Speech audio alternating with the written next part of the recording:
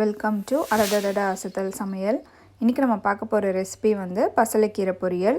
என் சேனலை நீங்கள் first time பார்க்குறீங்கன்னா லைக் பண்ணுங்கள், சப்ஸ்கிரைப் பண்ணுங்கள், பக்கத்தில் இருக்க பெல் ஐக்கனை கிளிக் பண்ணிக்கோங்க. இப்போ பசலைக்கீரை பொரியல் செய்ய தேவையான பொருட்களை பார்த்துடலாம். நான் வந்து ஒரு கட்டு பசலைக்கீரையை வந்து நல்லா கழுவி இந்த மாதிரி நறுக்கி வச்சுருக்கேன். அதுக்கப்புறம் வந்து காரத்துக்கு ஒரு 5 காஞ்ச மிளகாய் எடுத்திருக்கேன். அதுக்கப்புறம் வந்து ஒரு சின்ன வெங்காயத்தை வந்து இந்த மாதிரி சின்ன சின்னதாக நறுக்கி வச்சுருக்கேன். அதுக்கப்புறம் ஒரு 3 பல் பூண்டை வந்து சின்ன சின்னதாக நறுக்கி வச்சுருக்கேன். அதுக்கப்புறம் ஒரு 1/4 கப்பு வந்து பாசிப்பருப்பை நல்லா கழுவி அதை வந்து ஒரு 15 நிமிஷம் ஊற வச்சு எடுத்து வச்சுருக்கேன். இப்போ நம்ம கீரை பொரியல் செய்ய ஆரம்பிச்சிடலாம். நான் வந்து ஸ்டவ்வில் ஒரு கடாய் வச்சுருக்கேன். இப்போ ஸ்டவ்வை வந்து ஆன் பண்ணிக்கிறேன். இதில் வந்து ஒரு 2 டேபிள் ஸ்பூன் போல் எண்ணெய் சேர்த்துக்கலாம். இப்போ எண்ணெய் வந்து கொஞ்சம் சூடாகட்டும். இப்போ எண்ணெய் வந்து சூடாயிருச்சு. இதில் நம்ம கடுகு உளுத்தம்பருப்பு சேர்த்துடலாம். கொஞ்சமாக வந்து கடுகு,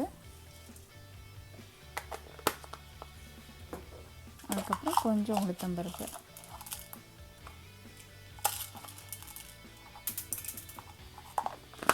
கடுகு வந்து கொஞ்சம் பொரியட்டும். இப்போ கடுகு வந்து வெடிக்க ஆரம்பிச்சிருச்சு. இதில் நம்ம நறுக்கி வச்சுருக்க வெங்காயத்தை சேர்த்துடலாம்.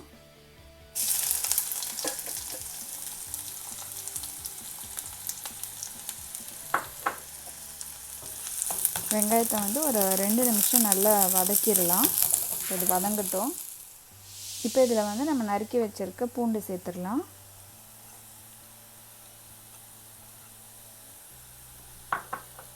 அதுக்கப்புறம் நம்ம எடுத்து வச்சுருக்க காஞ்ச மிளகாய் சேர்த்துக்கலாம். இது அந்த பொரியலுக்கு வந்து நம்ம காஞ்ச மிளகாய் தான் சேர்க்குறோம் காரத்துக்கு. அதனால் உங்களுக்கு எவ்வளோ காரம் வேணுமோ அதுக்கேற்ற மாதிரி காஞ்ச மிளகாயை சேர்த்துருங்க.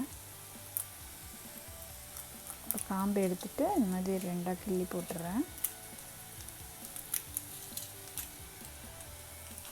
நான் வந்து ஒரு 4 காஞ்ச மிளகாய் சேர்க்குறேன்.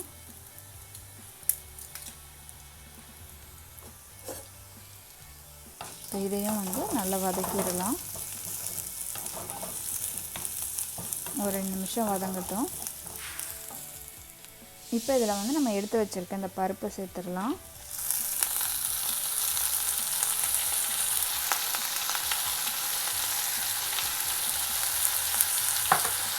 பருப்பு வந்து ஒரு நிமிஷம் இதை வந்து லைட்டாக வதக்கிடலாம். நம்ம ஏற்கனவே ஊற வச்சுருக்கனால பருப்பு வந்து நல்லா ஈஸியாக சீக்கிரமாகவே வெந்துடும். ஒரு நிமிஷம் இது வதங்கட்டும். இப்போ இதில் நம்ம வந்து நறுக்கி வச்சுருக்க கீரையை சேர்த்துடலாம்.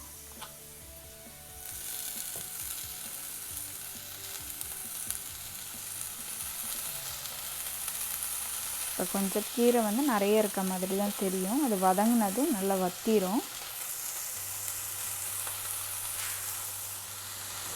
இப்போ இதை வந்து கொஞ்சம் லைட்டாக மிக்ஸ் பண்ணி விட்டுறலாம்.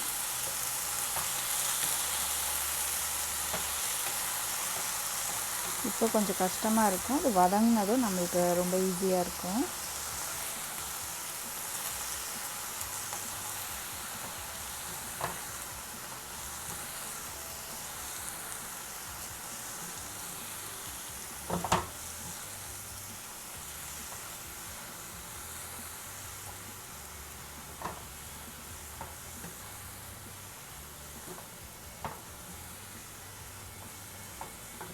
இப்போ பார்த்திங்கனாலே தெரியும், நல்லா கொஞ்சம் வத்திருச்சு.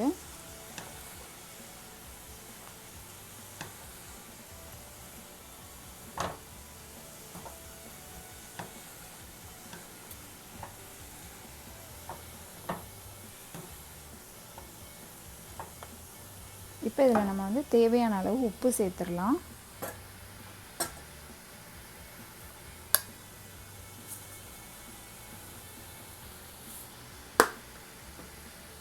நல்லா கலந்து விட்டுறலாம்.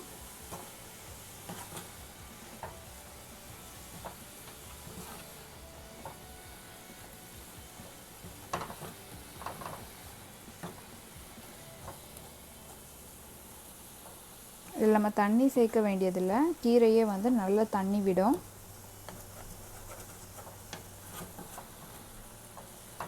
இப்போ இது வந்து நல்லா வேகணும். கீரை வந்து சீக்கிரமாக வெந்துடும். நம்ம இந்த பருப்பு வேகிற வரைக்கும் இதை வந்து நம்ம வேக வைக்கணும். ஒரு 5 நிமிஷம் இது நல்லா வேகட்டும். நம்ம மூடி வைக்கணும்னு அவசியம் இல்லை. இது நல்லா வேகட்டும்.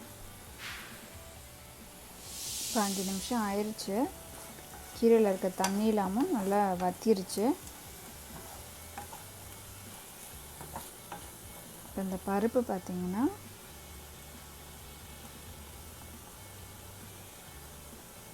ரொம்ப இது வந்து மசிஞ்சு போகக்கூடாது. லைட்டாக இப்படி அழுத்துனிங்கன்னா இப்படி உடையணும். அப்போ தான் அது சாப்பிட்றதுக்கு நல்லாயிருக்கும். குழஞ்சா மாதிரி இருக்கக்கூடாது, ஆனால் வெந்திருக்கணும். அவ்வளோதான், நம்மளோட பசலைக்கீரை பொரியல் வந்து தயாராகிடுச்சு. இப்போ நம்ம ஸ்டவ் ஆஃப் பண்ணிடலாம். இந்த பொரியல் வந்து காரக்குழம்பு அந்த மாதிரி நல்ல காரசாரமான குழம்புக்கெலாம் வந்து ஒரு சூப்பரான சைட் டிஷ் இது.